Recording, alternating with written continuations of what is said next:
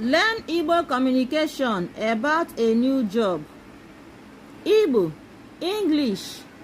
Number 1 sentence says, Ego nwetara ọrụ ọhụrụ. Ego nwetara ọrụ ọhụrụ. It means Ego got a new job.